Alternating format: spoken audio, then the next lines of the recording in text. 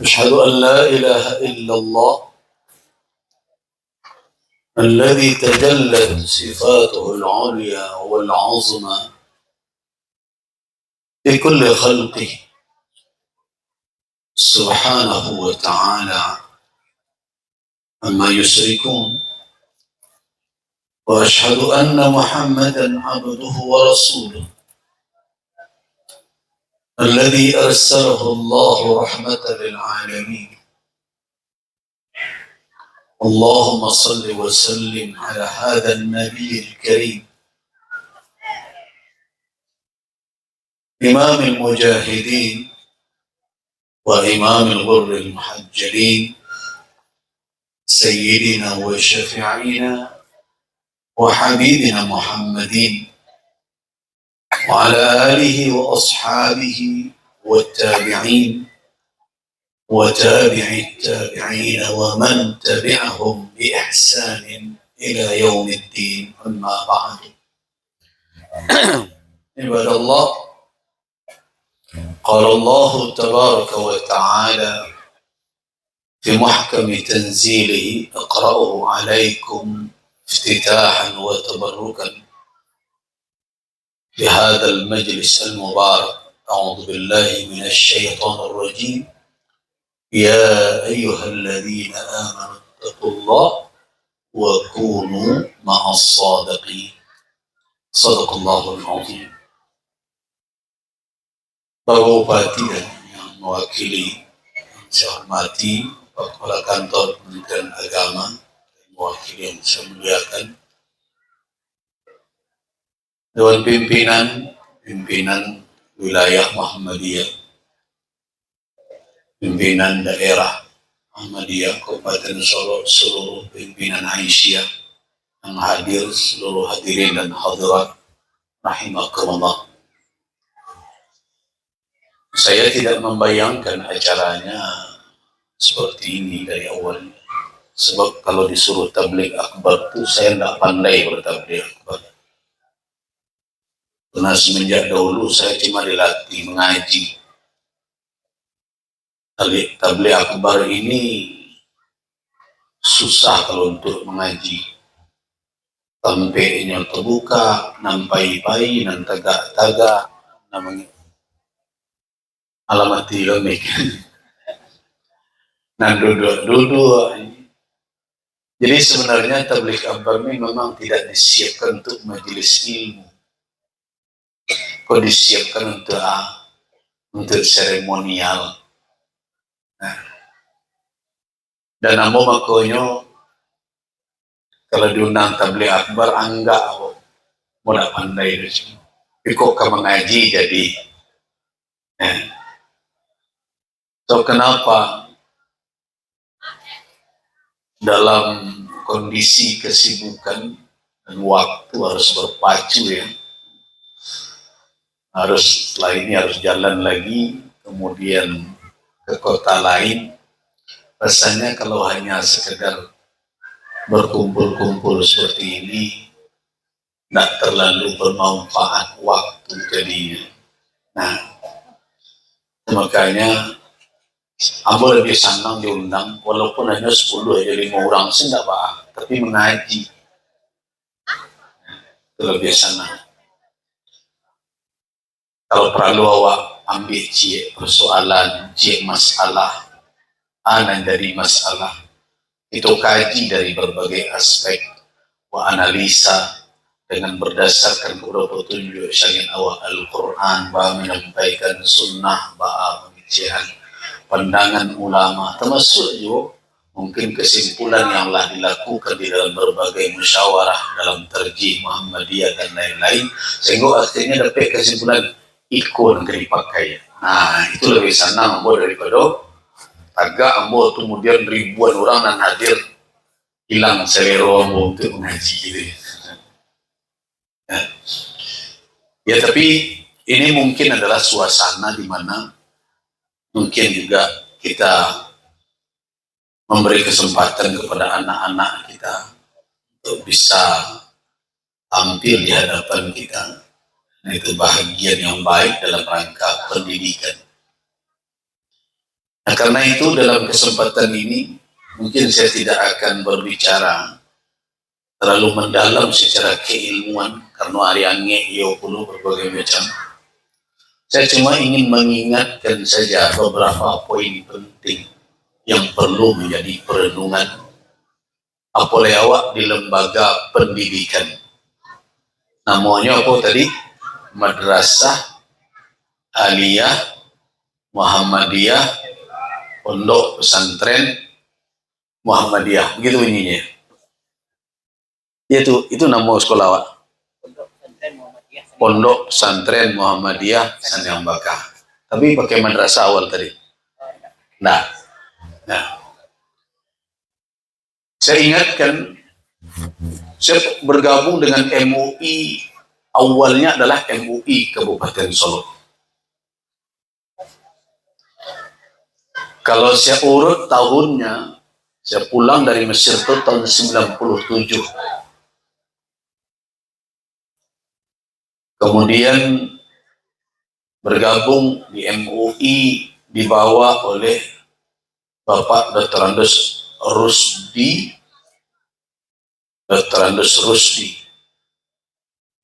Beliau waktu itu adalah pengurus lokal jauh atau wakil pimpinan lokal jauh Fakultas Dakwah IAIN Imam Bonjol di Kota Solo.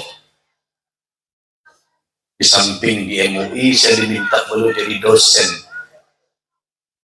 di Sekolah Tinggi Agama Islam pertama. Jadi ketika pendirian itu dahulu dengan Pak Gamawan, saya ikut hadir dan saya termasuk dosen pertamanya. Dosen pertama yang mendirikan awalnya sepakat dulu para alumni Fakultas Dakwah itu rapat di Syekh Pukut itu saya hadir. Terus 99 saya ke Jakarta 6 bulan kemudian kembali lagi. Semenjak 2000 aktif, belum ada lagi waktu itu Solo Selatan. Yang adanya Kabupaten Solo saja. Sanjambaka saya sering dahulu ngaji juga di Masjid Raya. Dan ada Buya kita, saya lupa nama beliau, dekat jembatan itu masuk rumah beliau. Buya tua, ketua MUI Sanjambaka. Nah, ada yang ingin saya sampaikan. Saya termasuk dahulu yang menolak di Sumatera Barat ini dipakai nama pesantren. Sehingga banyak kawan-kawan dari Kementerian Agama waktu itu marah ke saya. Saya tidak setuju pakai pesantren. Bukan karena saya orang rasis, orang yang berpikir sempit kedaerahan, tidak. Saya berpendapat waktu itu pertahankan sajalah apa yang telah hadir dan dipakai di ranah Minang. Karena dia memiliki setidaknya dua makna. Yang pertama adalah makna historis, yang kedua makna filosofis. Di Minangkabau tidak ada dikenal dulu pesantren. Yang dikenal adalah kalau orang Muhammadiyah mendirikan sekolah pendidikan agama, dahulu disebut dengan perguruan namanya. Iya kan Pak? Nah, muncullah berbagai perguruan Muhammadiyah. Namanya adalah perguruan. Kalau saudara-saudara kita dalam organisasi Tarbiyah Perti membuat lembaga pendidikan, mereka sebut dengan madrasah. Sehingga muncullah MTI. Ya kan? Nah, saya termasuk yang kuno cara berpikir dahulu, kata orang. Itu terlalu tradisional berpikir Gus Rizal itu. Tapi saya tetap sampai hari ini berkeyakinan itulah yang cocok untuk lembaga pendidikan di ranah Minang. Kenapa? Nah, Tujuan pendidikan dalam pikiran nabo dengan nado dalam konsep pendidikan kini agak berbeda. Tujuan pendidikan bukan membuat tujuannya ya, bukanlah kecerdasan. Apa yang dikatakan cerdas kalau dalam bahasa Arab? Cerdas itu adalah orang yang cerdas itu zaki namanya. Jadi kalau ada nambah nama zaki, berarti itu cerdas. Tapi kalau tidak cerdas itu salah nama. Nah, kecerdasan itu zakat. Kalau balik Al-Quran, dari pangka sampai ke ujung, tidak kita temukan ayat yang memuji kecerdasan. Tidak. Apa makna atau pengertian sederhana dari kecerdasan adalah ittisa'ul ma'lumat, yaitu keluasan wawasan informasi dalam berbagai bidang keilmuan. Itu cerdas. Banyak informasi awak, lapang pemahaman awak, luas wawasan awak, itu orang cerdas. Dalam Al-Quran tidak ada dipuji kecerdasan. Nah. Tapi yang diharapkan oleh Al-Quran lahir itu adalah apa? Bukan kecerdasan, tapi rusdun. Ra, shin, dal. Pernah mendengarkan hadis doa yang diajarkan oleh Nabi ketika pulang dari perang Uhud? Diriwayatkan oleh Rifa'ah bin Rafi', ada di dalam kitab Al-Imam Al-Bukhari, kitab Al-Adabul Mufrad. Doa itu apa ibu? Apa? Allahumma habbib ilaina al-iman wa zayyinhu fi qulubina wa karrih ilaina al-kufra wal fusuqa wal asyana waj'alna minar rasyidin. Itu bunyinya. Allahumma habbib ilaina, ya Allah, jadikan menjadi kecintaan kami. Apa itu? Al-iman, keimanan. Habbib ilaina al-iman wa zayyinhu fi qulubina, dan jadikan dia berhias di dalam kalbu kami, bukan hanya dimantapkan tetapi menjadi hiasan kalbu.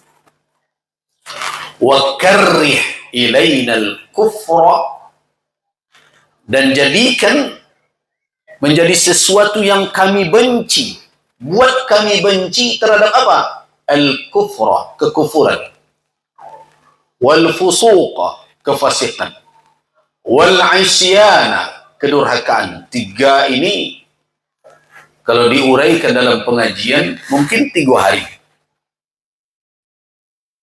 Coba antara kufur dengan fusuk, antara fusuk dengan isyan, dia punya hubungan. Ada memiliki hubungan antara al-ba'd bil kul, ada hubungan antara sabab dan musabab. Dia memiliki hubungan yang banyak antara yang 3 ya.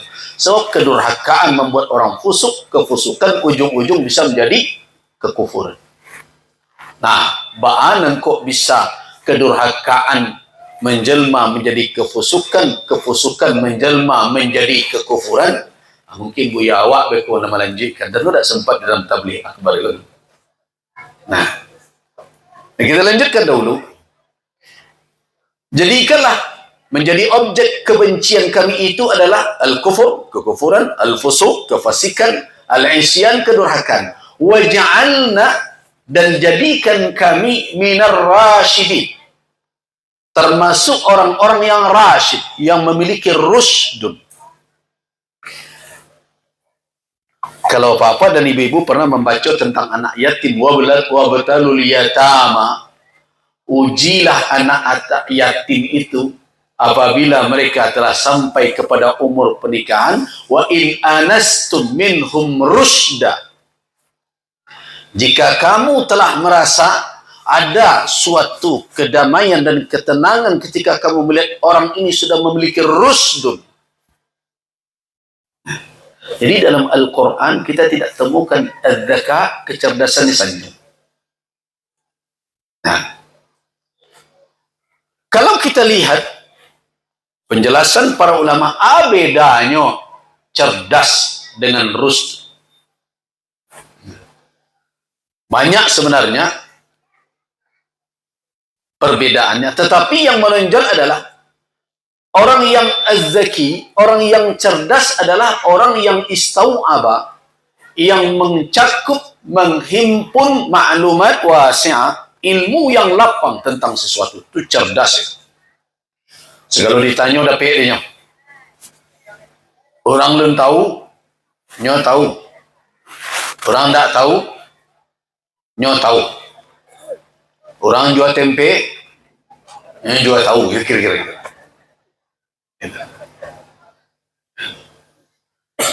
Tetapi orang yang cerdas belum tentu rasyid. Contohnya, bapak dan ibu-ibu lain menonton TV je kan? Hendak TV, hendak lah gadget. Lain tampak orang dan sudah dipreso di suatu gedung, sudah itu dipakai rompi. Rompi apa? Kan lain tahu. Pernah enggak bapak dan ibu-ibu cari orang-orang kok sekolahnya di mana? Tinggi. Lah habis S-nya kadang. Mungkin S-seller saya dulu mencobanya. S1 alah, S2 alah, S3 alah. Nah, mungkin S-seller alah juga kalau ni. Nah. Tapi kau nandak palsu jazahnya. Nah. Tu yakin awak tu. Anam palsu tu pun tak satu, tak tahu pun itu. Nah. Artinya apa? Dari sisi maklumat, wasi'ah, lapang mana? Kalau ditanya kenyo, berbagai masalah, jawabannya begitu mengagumkan awak. Tapi aman terjadi, ternyata ilmunya itu, yang luas tadi itu, tidak menuntun dia bertindak membawa kemaslahatan indah untuk dirinya. Itu tanda indah untuk diri itu pakai rompi tadi. Tidak pula untuk masyarakat, untuk rakyat, untuk orang banyak. Nah itu cerdas tapi indah rasyid. Karena itu makanya ulama mengatakan ar-rusdu yang sering diartikan dengan kebijaksanaan, ada yang mengartikan dengan kematangan ilmiah, adalah orang-orang yang memiliki wawasan yang luas lebih daripada cerdik, daripada pintar. Memiliki apa? Husnul tasarruf bi'ilmihi lim islahi, adalah orang-orang yang memiliki kecakapan dalam bertindak dengan ilmu dan pengetahuannya yang lapang tadi, sehingga tindakannya membawa kemaslahatan untuk dirinya dan umatnya dan mendatangkan keredaan dari Tuhannya. Itu rusdun namanya. Jadi orang dan bertindak yang berbuat dengan baik, cakap, pintarnya bertindak, bukan hanya sekedar maklumat. Dari apa? Dari ilmunya yang luas tadi. Jadi husnul tasarruf bi'ilmihi li islahi nafsihi wa mujtama'ihi wa li naili ridha'i rabbih. Kira-kira begitulah. Itu definisi Ambo sih kira-kira tuh. Yaitu orang yang memiliki kecakapan dalam bertindak dengan mempergunakan ilmunya tadi, sehingga membawa islah, bukannya saleh. Ambo berulang kali mengkritik pemimpin awak. Pak, kalau urusan saleh apa? Itu tidak perlu jadi pakai jabatan loh. Saleh itu lima saja awak, dua lima saja posisi awak mesti jadi orang saleh. Tapi kalau jadi pemimpin tidak cukup saleh saja dah. Tapi harus muslih. Muslih itu apa artinya? Membawa kemaslahatan ke orang lain. Itu pemimpin. Kalau untuk dirinya dia saleh, itu tidak mesti menjadi sia-sia harus saleh. Tetapi kalaulah mengambil posisi sebagai pemimpin umat, memikul amanah, harus meningkat dari saleh menjadi muslih. Nah, orang yang memiliki rusdun, itu dia bertindak li islah, untuk membuat kemaslahatan dirinya ya, jangan serupa lilin. Ya terangi orang, dibakar diri sendiri. Tapi tidak cukup dirinya saja. Wali mujtama'ihi, untuk semasyarakatnya, untuk orang lain. Dan tidak cukup sampai di situ juga. Wali naili, dan untuk menjangkau ridha Rabbihi. Ridha Allah Tuhannya. Jadi pendidikan tidak cukup hanya sekadar anak-anak lulus ujian. Dapat maklumat. Iko kalau yo bana maklumat kau. Tapi ada mau calik, maaf saja. Ambo singgah di sekolah, tidak usahlah sekolah orang ambo sabui. Sekolah ambo singgah. Madrasah Sanawiyah Muhammadiyah di kampung ambo. Dalam mau tidak berputar. Pekan yang lalu mau berjalan kaki keliling kampung. Masuk ambo dari jorong ambo, taruh kemudian air, taruh ke talau, jalan dan ambo tampu dulu berjalan kaki, ternyata tidak ada oleh doh. Masuk ke tapi rimbo, tiba ke dekat sekolah ambo, berputar balik, tiba di rumah. Tagak ambo di situ. Lah, bertempelan foto-foto. Mudah-mudahan di Siko tidak ada oleh tuh. Kau kebetulan ada Pak Khairun Nas di Siko. Kau juga catatan. Mudah-mudahan jadi perenungan wak bersama. Foto di situ. Yang pertama ada foto sahabat dan berampik. Dari mana dapat foto Ali bantu itu, Abu Bakar bantu itu, Umar bantu itu, Osman bantu itu. Kau di sekolah Sanawiyah Muhammadiyah.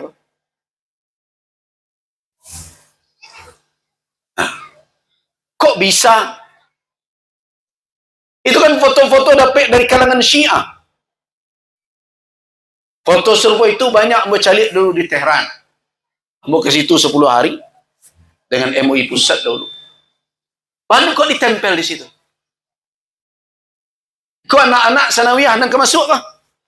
Nanya calik tiap pagi, nang kata cetak dalam pikirannya. Itu ada yang jadi tanda tanya ambo cie. Ulama-ulama yang ditempelkan foto-foto itu, kalau betul itu adalah sekolah Muhammadiyah, mana ulama-ulama yang betul-betul menjadi pemikiran yang menjadi dasar pergerakan dari Muhammadiyah. Nampak ada di situ foto-foto ulama. Lapaya mau mencari kecambo kolek ada foto ayah Abu Hamka cik ada dah. Foto Abu Hamka tak ada dah. Ada foto Syekh Ahmad Khatib Al-Minangkabawi, tapi itu tak foto beliau dah tu. Anan Rumi mana muncul foto-foto ulama dan secara pemikiran tu berhak. Itu apa? Ada yang bermasalah di kalangan ulama karena terjadi sudut pandang yang berbeda, seperti diantaranya foto Hamzah Fansuri misalnya. Kita tahu perdebatan-perdebatan beliau. Itu bukan awak merendahkan beliau, enggak. Tetapi untuk anak sanawiyah, untuk anak aliyah, apakah itu dahulu yang diperkenalkan? Sudah itu ada Suhrawardi. Suhrawardi itu ada dua. Ada Suhrawardi Umar, ada Suhrawardi Syihabuddin. Suhrawardi itu ada dua. Suhrawardi As-Sufi atau Suhrawardi Al-Maktul, Al-Failasuf. Masa itu nanti ditempelkan? Anakku baru memulai dahulu. Tahu mau kecil, bakok model iko. Datanglah. Jadi embau tiba ke situ. Bakok iko kok nambalakian situ. Yo itu kurikulum awak mereka. Dari mana kurikulum? Dari Kementerian Agama. Namun meminta untuk di Sumatera Barat, ada Pak Mardaus juga di sini. Apa memang harus modal itu? Apa tidak ada ruang lain awak untuk memperkenalkan ke anak-anak awak di lokal tu tentang perjuangan Syekh Ahmad Khatib Al-Minangkabawi, perjuangan Syekh Abdul Karim Amrullah, perjuangan ini Ibrahim Musa Parabe, perjuangan ini Canduang, ini Jawa, Syekh Abbas Padang Japang. Apa memang tak mungkin lah itu? Apakah harus itu harus sampai ke anak-anak awak? Apalagi di sekolah yang itu berindikasi adalah pergerakan Muhammadiyah. Kenapa di situ tidak diberitahukan, dibicarakan hal yang searah dengan pergerakan itu? Kalau dikecekkan itu umum, mencari tidak umum, itu kecenderungan ke satu pihak saja. Tidak merangkul seluruh pergerakan yang ada di negara itu. Sejak dulu sangat tidak terima siapa yang berada di dalam kekuasaan mempergunakan kewenangannya untuk menjalankan faham kelompoknya. Tidak. Dan itu yang berjalankan di MUI. Kita berada dalam kekuasaan, jangan peralat orang. Saya sejak dahulu sudah kritik. Kadang di lembaga tertentu, kalau ndak ormas itu ndak bisa jadi pejabat. Itu tidak boleh terjadi. Itu ketidakadilan. Dan itu bukan berpikir orang yang terus setiap sebentar menyorakkan persatuan. Persatuan apa? Kalau saudara mau jadi kabak, ormas ini ndak serah. Kalau ndak sah. Harus pindah ke ormas ini. Itu orang-orang yang mengaku sebagai negarawan. Bohong besar. Saya bertanggung jawab mengatakan itu bohong besar orang seperti itu. Jadi tokoh-tokoh Muhammadiyah di negeri ini harus berpikir rasyid, mencari dampak ke depan. Anak-anak awak bisa tidak kenal lagi dengan pembaharuan yang dibawa. Nah, di mana kita menumpang semangat pembaharuan tajdid itu terus berjalan? Di lembaga-lembaga yang kita sebut madrasah, yang kita sebut dengan pesantren sekarang ini. Disitulah. Nah, itulah makanya dahulu Mokecen biasalah perguruan tu. Tidak usah dirubah namanya. Karena dia memiliki landasan historis. Ketika wak sabut madrasah, berartinya dahulu berasal dari surau-surau yang dikelola oleh ulama-ulama kita dari organisasi tarbiyah. Ketika disebut perguruan, berarti dia adalah sekolah-sekolah yang didirikan, yang cikal bakalnya dahulu adalah surau-surau yang diasuh oleh guru-guru kita, buya-buya kita dari Muhammadiyah. Makanya kalau kita mau telusuri sekarang, pondok-pondok tua yang disebut orang sekarang itu, baik ke Padang Panjang, awak tahu ada perguruan tawalib, awak tahu perguruan diniyah. Ndak kau tahu wak sejarahnya, dari mana cikal bakal lahirnya itu. Ndak kau di Surau Jembatan Basi. Ndak kau di Surau Jembes itu dahulu ayah Buya Hamka, kemudian Syekh Abdullah Ahmad, kemudian berikut di situ Zainuddin Labai Al-Yunusi, di situ malah Encik Rahma Al-Yunusiyah, dan di situlah Engku Mudo Abdul Hamid Hakim diasah keilmuan. Kauman juga dari situ. Nah, kalau kita bicara canduang, bukankah itu dari surau yang diasuh dulu oleh Syekh Sulaiman Ar-Rasul? Jadi di Minangkabau, seluruh yang wak sabui kini pesantren itu berasal dari surau. Dan surau itu bukan musala kete. Nah, itulah yang akhirnya membuat pengertian surau itu menjadi mengerucut di ranah Minang. Jadi orang Minang kini kalau ditanya ada wak, lai tahu surau apa enggak? Nyetuin juga aku salah. Itu surau itu. Padahal mereka tahu semenjak dahulu anak-anak muda lalu di surau. Bukan berarti awak tidak berumah. Kadolonan majakan adik Minang, tapi keliru. Orang laki-laki di Minangkabau berumah. Tapi bakal lalu di surau. Karena nan ado di Minangkabau dulu rumah gadang, alumbara, rumah gaduang leda. Orang Minangko mendahulukan sagan jomalu lebih dahulu.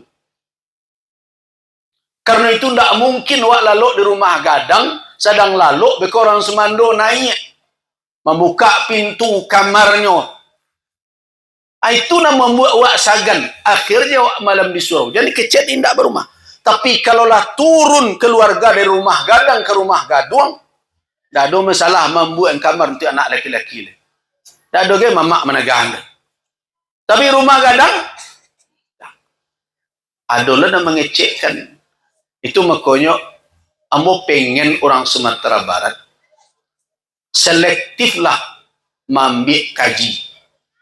Kadang orang cerita lo adek Minang, ini ndak paham jodoh adek Minangkabau. Nyo kecen nempunyo to pusako di Minangkabau ko pedusi. Ambo kecen siam ngecen pedusi atau musako. Ndak benar. Arato pusako tinggi punyo pedusi Minangkabau ndak ada. Kalau punya ibu-ibu, bisa ibu-ibu menjual. Kalau tidak kami tanda tangan sama mama, tidak laku. Nah bisa, tidak ada. Laki perusi tidak berpunya secara pribadi. Mama pun tidak berpunya secara pribadi.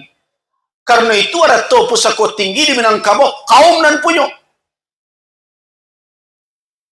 Jadi jangan ada yang mengecek kami yang punya. Ya kan kami bundokan doang. Bundokan doang itu bukan nan berpunya. Tetapi nan diberi amanah dek mama untuk mengatur pengelolaan arato pusako tinggi. Itu tugas mande soko nawak sawit bundokan doang tu, bukan bapunyo.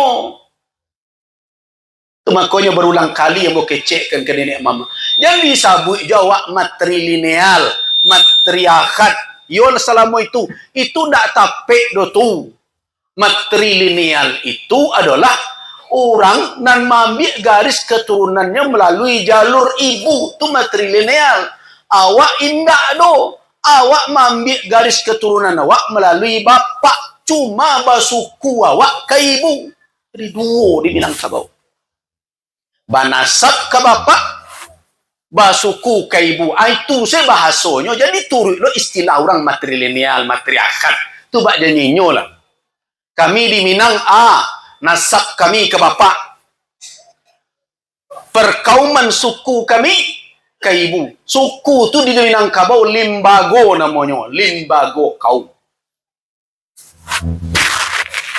Jadi kalau kecian awak matrilineal tu menasab awak ke ibu. Tahu tak bapak dan ibu siapa menasab ke ibu? Nak zina. Tidak tentu apanya dong. Dinasab ke ibu. So apanya ragu. Dan ibunya tentu tak ragu lah. Ia darinya. Nah ada orang Minang yang menasab ke ibu dong. Makanya nama ambo Gus Rizal Gazahar. Gazahar itu apa ambo? Kau tambah cilai Rabain. Nah, guru ngaji dulu. Rabain itu di Masjid Jami' Penyakalan. Kalau dari ibu ambo, Marlini ke Maryama ke Siti Arab. Siti Arab kok apanya guru suluk dahulu. Di Laban tu ada surau namanya Paki Hadam. Iyo. Nah, guru ambo Ustaz Idrus Ahmad, Mbok Rosliana Saleh. Nah, kemudian sampai mengaji kalau Masjid Jami' Nyek Kures Hasan Daud. Nah, itulah guru-guru. Nek Dinar Hakim, guru MDA mo, SD2. Ada Pak Siam namanya bagai. Nah, jadi kalau awak ndak hati-hati, ndak selektif, orang nyoputanya awak taruhnya membaca pituah. Jalan yang biasa orang lalu cepat di papik orang penggalih. Awak nak membawa orang lalu tu masak jalan awak. Ngerti dah, dia bicara pula tentang itu. Awak nak membawa orang memapik cupak awak. Tentu kalau ndak melanduang dia syukurlah, dia kurang sikit. Orang menggalih kan perlu labur dia. Nah itu makanya harus buat renung betul. Jadi, analah tumbuh di ranah Minang, itu harus ditelusuri kembali dan Muhammadiyah punya peran besar dalam mengawal. Kalau ditanya ke Majlis Ulama Sumatera Barat, ketika awak mengadakan pengukuhan kembali Sumpah Sati Bukit Marapalam di Puncak Pato, di situ ulama telah merumuskan ABS SBK itu hanya periode nan lah lalu. Jadi lah lewat ABS SBK. Kini tidak masuk ABS SBK sebenarnya. Cuma itu nan populer. Kini masuk apa? Masuk syarat mengatur adat memakai. Itu kini. ABS SBK itu penyatuan nan dalam proses antara adik dan sarak, tapi bersatunya bak air jo minyak Allah sejirigen tapi indah bercampur. Kan itu air jo minyak nak. Yo, ndak salah tu patah batu. Adik bersandi sarak, sandi batu. Adiknya rumah di atas kayu, di mana kayu jo batu ke bertamu, ke bersatu. Satampe Allah. Nah, karena itu ABSSBK itu menunjukkan dua makna.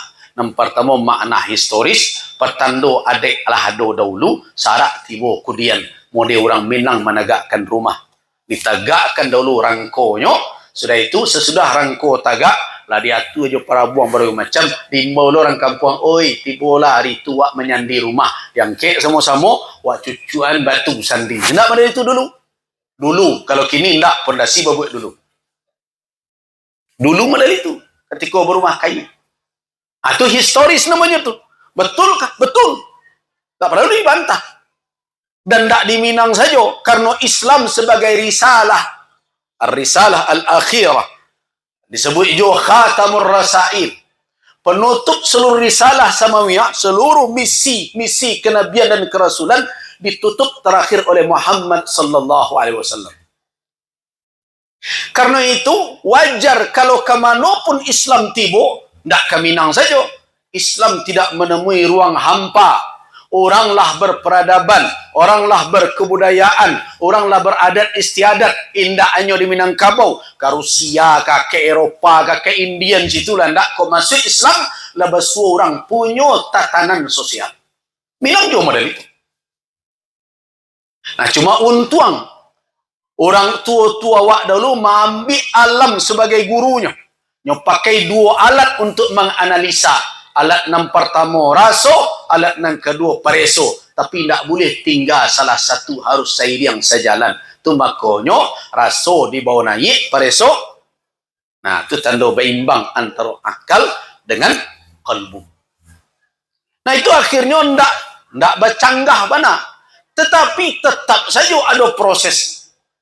Ketika ABSSBK lah dirumuskan, kalau dikecekkan sampai balik 03 berbagai macam, berarti ketika meletusnya pembaharuan Tuanku nan salapan di agam tua, dan dipimpin oleh Tuanku nan renceh, ABSSBK lah ada. Tetapi ABSSBK nan syarak bahasa bui juo, nan bajudi jalan juo, nan madu ayam bambuang tawi juo, nan minum tua taruh juo, nan maisok candu taruh juo, ABSBK lah ada. Itu makanya ada pembaruan. Itu tidak ada Wahabi-Wahabi kini kok. Banyak orang terkadang main tuduh saja Wahabi-Wahabi. Tuankunan selapan murid tuankunan tuo di Balai Gurah Kota Tuo itu tidak surang Allah juga beraja ke Makkah. Itu dapat Wahabi dari mana? Tidak surang Allah. Haji miskin betul. Tetapi cari timeline waktunya. Ketika Haji miskin, Haji Semani, Haji Piobang berada di Makkah, Makkah masih dikuasai oleh para syarif. Alun dikuasai oleh Muhammad Ibn Saud, Abdul Aziz. Belum lagi. Artinya apa? Pembaharuan itu adalah proses yang dijalankan oleh ulama dan nenek mamak Minangkabau. Karena itu tidak benar. Kalau hari ini wak terima pernyataan sebagian orang, itu di Minangkabau itu terjadi parang antara kaum hitam dan kaum putih, ulama dengan pemangku adat, itu tidak benar. Ambo dulu nenek ambo menyebut nado padri-padri itu yang bagai itu nado perang candu dahulunya. Padri-padri perang antar agama dan adat itu kerajo penjajah dahulu nak madu domba awak. Kenapa? Setelah awak cuba cari-cari di antaranya catatan fakih saghir dan lain-lain bertamu. Ternyata ketika surau tampik mengaji haji miskin di Bakka orang di Batu Taba, nak menyelamatkan haji miskin pemangku adat Datuk Betuah dari Pandai Sike. Tua kecian parang nenek mamak jauh lama, tak ada.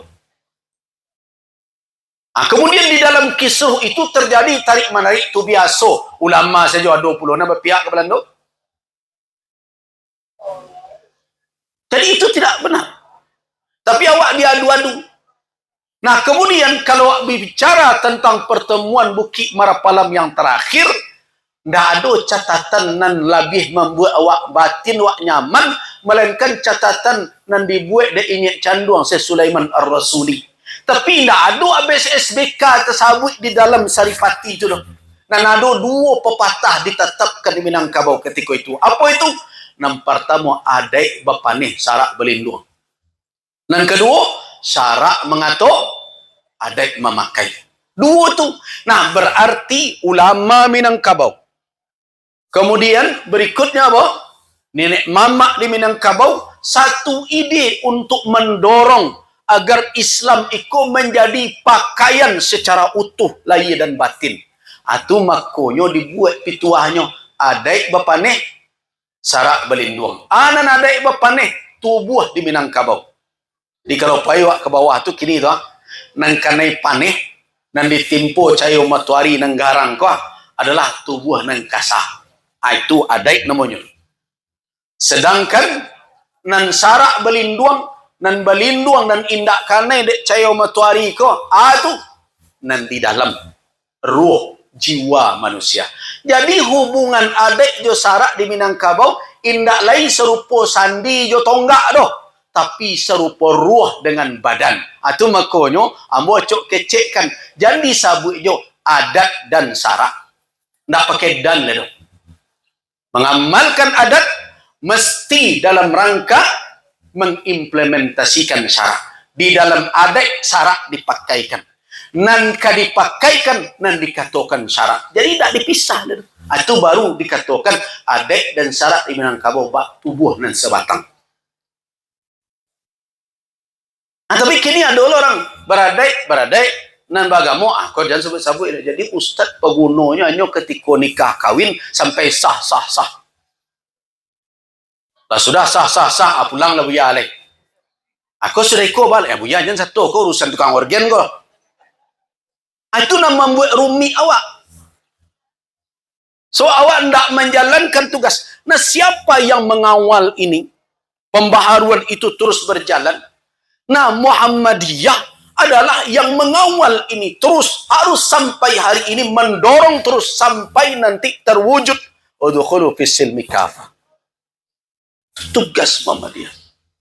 Itu makanya semangat itulah yang akhirnya menerima Muhammadiyah yang datang dan tumbuh besar di ranah Minang. Jadi kalau orang mengecek layarnya di Jogja, gadangnya di mana? Di Minangkabau. Nah kini kama tu perjuangan itu. Makanya berkali-kali kecen Muhammadiyah punya banyak rumah sakit. Alhamdulillah. Punya banyak sekolah, alhamdulillah. Punya badan usaha iko dan itu, alhamdulillah. Tapi yang ambo kecek kan, kalau ditanya ke batin ambo alun begadang hati sampai di sini. Kenapa? Karena seluruh badan-badan usaha yang diperjuangkan oleh orang Muhammadiyah adalah untuk menopang satu pergerakan. Apa itu? Pergerakan dakwah amar ma'ruf nahi mungkar. Jadi bukan badan usaha itu tujuan. Aku nak wacok lupa. Seolah-olah wasilah lah menjadi gayah. Jalan seolah-olah menjadi tujuan. Tidak. Sekolah itu bukan tujuan. Dan awak tuju apa? Lahir dari siko orang-orang yang akan membuat pergerakan dakwah tadi berjalan tidak terhenti. Jangankan akan melambat. Terus. Sekolah inilah yang akan melahirkan tokoh-tokoh yang akan melanjutkan perjuangan dan pergerakan dari Muhammadiyah itu.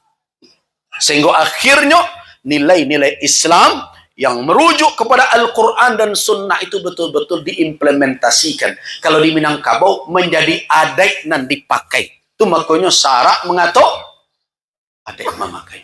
Kini apakah perjuangan itu berjalan dengan baik? Mohon maaf. Mungkin kurang menyenangkan bagi pengurus PDM dan PWM. Pergerakan itu antara yo je indah. Awak cuma ada laporan angko-angko. Sekolah sekian, apa sekian. Mananya pergerakan itu? Tadi nan disabui dek beliau. Kalau you batu pergerakan Muhammadiyah kau tidak melambat, tak mungkin angko LGBT itu naik. Tak mungkin perjudian dan narkoba itu berserak-serak. Tidak mungkin. Dengan potensi nan sebesar itu di Kabupaten Solok. Belum lagi nanti ditambah dengan organisasi lain. Ada Tarbiyah, ada Nadatul Ulama. Kalau betullah semuanya bergerak, masa awak kalah? Tak mungkin. Bahkan kalau autokritik, ambo pun acok bertanya, ambo sebenarnya lay berdakwah sebenarnya. Kalau batu-batu ambo berdakwah dan kawan-kawan lain yang jadi da'i berdakwah, tak mungkin grafiknya naik. Pasti ada nandak selesai dalam dakwah awak. Makanya da'i-da'i harus juga merenung-renung tengah malam. Ani hadir diundang orang. Yo batu lain ndak amplop. Tak perlu, merenung itu perlu. So meleset ni wajar. Akibatnya adalah seperti nawak jelek. Kalau awak baca indak Kabupaten Solok, Sumatera Barat. Nanti sebentar awak tarik menyabut ABS-SBK. Tapi anan terjadi, awak ditampa dengan data-data itu. Setiap awak sabut, bantu awak mengirai. Semakin dikirai, semakin nariang. Itulah yang terjadi hari ini. Nah, di mana simpul-simpul untuk menyelesaikan ini? Yang kecil orang awak kalau nak menyelesaikan masalah, ialah dicari mana lubuk nan dalam. Dicari sayak nan landai. Kalau lay tersua beko lubuk nan jadi di situ wak menyau. Kini di mana lubuk nan jadi itu? Ada di dalam tanggungjawab. Salah satunya adalah Muhammadiyah. Ko lubuk nan jadi. Anak-anak awak iko yang harus menjadi garda terdepan untuk melakukan islah, perbaikan di tengah-tengah mereka. Nah, cukupkah awak mengajarkan wawasan keilmuan? Tidak. Harus beranjak menjadi kearifan dan kerusdian. Rusdun harus ditanamkan. Karena itu, tidak seluruh orang yang dapat ilmu bijak. Tidak setiap orang yang punya wawasan matang. Jadi, saya katakan terakhir penutup, rusdun adalah kematangan ilmiah. Jadi ilmunya itu masak. Nah, bolehlah dipakai pantun berguru kepada data di situ tuh. Kalau ndak masak, berarti nanda dapat baru maklumat ilmiah. Maklumat ilmiah itu ndak bisa menganga-manga. Bapak dan ibu calik pai ke Polres, Di situ ada laptop, komputer. Dipakai dek penyidik untuk mem-BAP berbagai kasus. Apalagi kasus maling. Tercatat di situ. Ba operandinya, ba cara hilangnya, di ma jam barah, lengkap di laptop itu. Jadi berbagai cara maling ada menjadi maklumat di laptop tadi. Tapi co tinggal laptop tu tengah pasar surang dak dijago. Jangan ke membela orang, mempertahankan dirinya saja dari orang maling dak bisa. Itulah maklumat dan sebatas maklumat. Serupa komputer saja. Nyo tahu ko haram, tapi nyo bawa pek nan haram manggu aja nyo. Nyo tahu ko salah, dibawa sampai nan salah, satu do nyo. Bah ko ikut lah itu. Ya orang laksinan sedosa wak tinggal surang saja. Itulah orang nan hanya sebatas dapat maklumat. Jadilah orang-orang yang berilmu tapi rasyid. Orang yang matang dan bijak di dalam mempergunakan dan mengelola keilmuan. Waffaqanallahu wa iyyakum lima yuhibbuhu wa yarda. Wabillahi taufiq wal hidayah. Wassalamualaikum warahmatullahi wabarakatuh.